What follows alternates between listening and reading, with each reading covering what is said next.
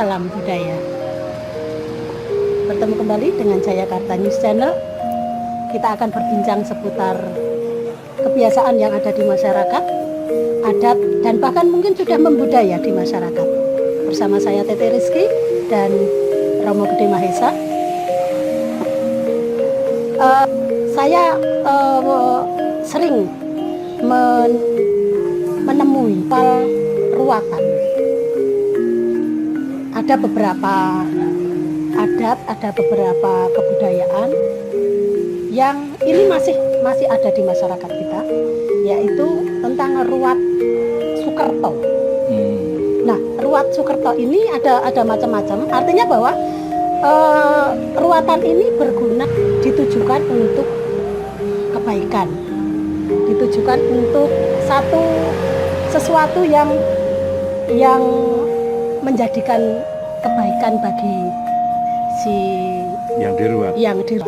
Jadi ada beberapa orang yang perlu diruat, loh. Misalnya begini, misalnya anak yang lahirnya pada hari tertentu atau pada saat matahari terbit atau yang disebutnya julung wangi, itu ketika anak lahirnya pas matahari terbit itu katanya perlu diruat. Kemudian anak yang tunggal kan itu juga perlu diruat. Lahir anak yang laki-laki semua dalam keluarga itu atau laki-laki semua disebutnya Pandawa 5 itu juga perlu diruat. Nah, sebenarnya ruatan ini seperti apa sebenarnya? Adakah aturannya atau ini hanya sebuah cerita yang kemudian dibesar-besarkan sehingga masyarakat seperti malah justru terbebani atau bagaimana, Mas? Bukan cerita, ini bukan cerita, bukan legenda. Ya. Ini sudah menjadi satu budaya, tapi ini juga mitos satu budaya di mana bahwa setiap anak tunggal laki-laki atau anak tunggal perempuan, kemudian 2 orang anak laki-laki namanya David Gawang, kemudian tadi disebut Pendowo Limo, laki-laki semua, ada lagi Kedono Kedini, laki perempuan itu ya. Itu harus diruat. Itu adalah budaya yang turun-temurun memang sejak dulu kala. Diruat ini tidak mudah, perlu aturan. Karena ruatan pembersihan Sukerto, pembersihan aura negatif. Sukerto itu aura negatif. Aura negatif itu harus dibersihkan. Kesialan, kesialan, ketidakberuntungan harus dibersihkan. Jadi intinya membersihkan energi negatif yang ada pada diri seseorang yang diruat. Nah, proses adat peruatan pun tidak cuman sekedar tapi ini melalui proses permandian, kan? Kemudian wayangan, di mana dalam wayang ini dalangnya juga tidak sembarang dalang. Dalangnya harus bisa dalang ruat itu ada, dalang ruat ada, di mana ceritanya akan mengangkat tentang Murwokolo atau Bathara Kala, raksasa yang diciptakan dari api, ceritanya memakan orang-orang dengan energi negatif. Nah, orang-orang yang diruat ini harus mengikuti cerita aturan ritual itu. Dengan karena tadi sebelumnya dimandiin, dia harus mendengarkan dengan pakaian basahnya. Karena di situ juga tidak ini. Jadi ketika dimandikan ritualnya itu ini diiringi dengan mocopatan mantra-mantra yang ditembangkan tanpa bunyi-bunyian, hanya mantra. Tidak ada instrumen. Tidak ada, baru nanti dalam wayangannya. Nah, itu aturan ruwat. Ya, itu aturan ruwat. Dan sampai sekarang masyarakat Jawa sangat-sangat mempercayai hal itu. Sangat-sangat mempercayai hal itu. Maka ada kendalanya adalah di masa sekarang. Bagaimana kalau orang itu tidak mampu? Ya, ada permaklumannya tidak? Ya, itu. Ya. Masalah permakluman ini kadang perlu toleransi. Jadi gini, ya sudah, kalau nggak bisa meruat ya ruat bareng-bareng.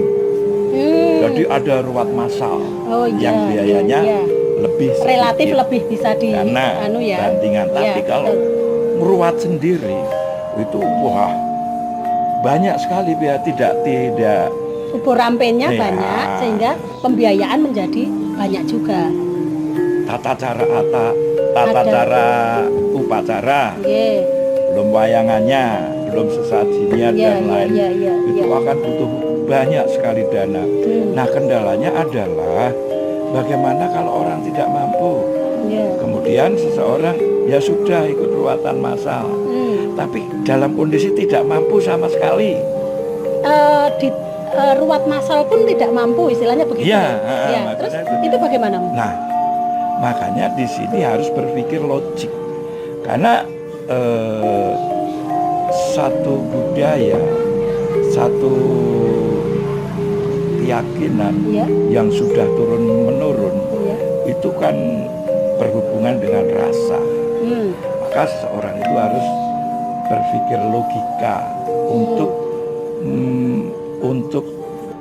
mendapatkan satu alasan permaafan.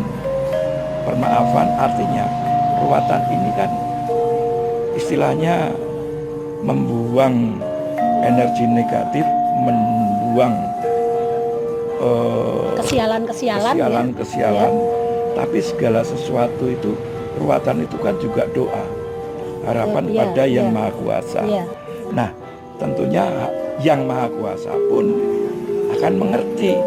Ada permakluman dengan mungkin seseorang itu tidak mampu meruat. Kalau saran saya, ya sudahlah, bikin apalah sesuai budaya yang niatnya adalah berdoa untuk meruat membersihkan seseorang itu, membersihkan aura itu, membersihkan itu dengan cara apa saja lelaku. Nah, kenapa bisa muncul ruatan? Mungkin karena ini lahir sebelum Islam masuk, ya, mungkin pada zaman Hindu dan sebelum Hindu. Nah, ini tentunya ketika zaman itu adalah bagi mereka-mereka yang mempunyai jabatan atau ketika itu, ya kan. Nah, kalau sekarang ini ada ruatan, ya bagus karena itu menjaga budaya. Tapi jika tidak mampu, maka harus berpikir logika, ada permakluman. Cara pembersihan diri adalah dengan cara apapun, bisa dalam agama juga telah diajarkan setiap agama. Nah, kemudian masyarakat modern juga malah mungkin tidak sempat berpikir tentang, tapi ada baiknya untuk nguri-uri itu tadi, nguri-uri kebudayaan itu tadi. Nah, jika ini memang oke lah ikut yang rame-rame, tapi jika tidak mampu, oke, kita berusaha membersihkan diri, karena bersih diri, membuang energi negatif, banyak caranya. Artinya tetap kita mohon pada Yang Maha Kuasa tentunya agar keberuntungan dalam hidup itu ada pada diri seseorang itu. Jadi sebenarnya ruatan ini pun sifatnya tidak memaksa, ya Mo. tidak memaksa. yang mampu. Hanya bagi yang mampu. Iya. Hanya bagi yang mampu. Seperti halnya sekarang gini, Iya. ada salah satu kepercayaan, Iya. untuk sempurna kamu harus ke sana. Iya. Kalau sempurna, kalau mampu, Iya. kalau nggak mampu, kan tidak apa-apa. Iya, iya, iya. Apa seseorang itu terus tidak menjadi Sesuatu. Nah, itu. Iya, iya. Iya. Demikian yang bisa kita obrolkan. Jadi kesimpulannya bahwa nguri-uri kebudayaan itu penting, tetapi bahwa bagaimana cara kita nguri-uri kebudayaan itu yang harus kita maklumi. Kalau dalam hal ini ruatan itu membutuhkan biaya yang besar bagi kita yang tidak mampu, ya meruat diri dengan cara membersihkan dengan doa. Begitu, Mo? Betul. Terima kasih. Salam budaya.